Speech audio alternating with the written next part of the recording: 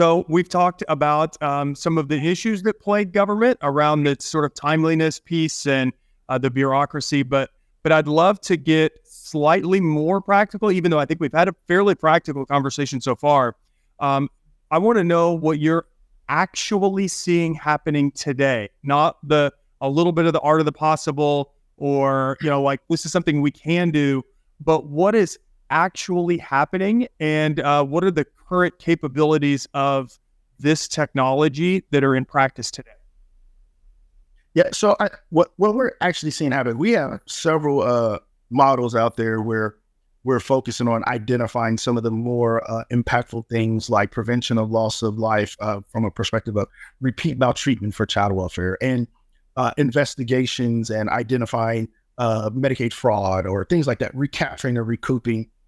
A lot of those things out there, I think what we're seeing is, and goes to the discussion we're talking about, we can build models that are perfect and get to close to 90, as close as perfect as you get to a 90 to 95% identification of those incidences.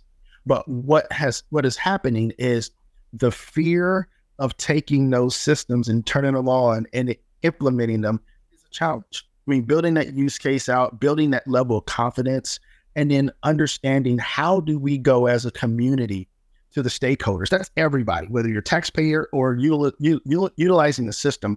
How do we go to the stakeholder community and say, we have done the work, we've done the analysis, we think this is where it needs to be.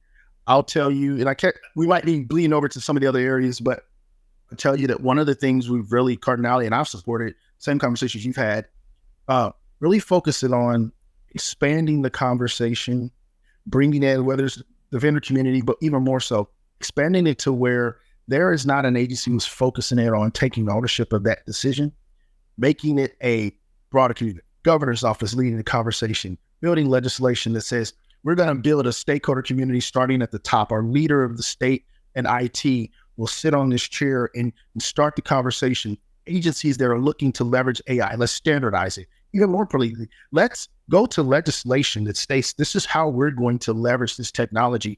And because now we have a standard on when, where, how, what, and how we're going to leverage this tech, we can then bring it into fruition. I think what I'm seeing is that people are starting to see the excitement around it. They want to use it, but they need support at the highest level. And they need the community to understand that I am not going to big brother you, for lack of a better term. There's not going to be a robot that's telling you can't do this or coming into your home.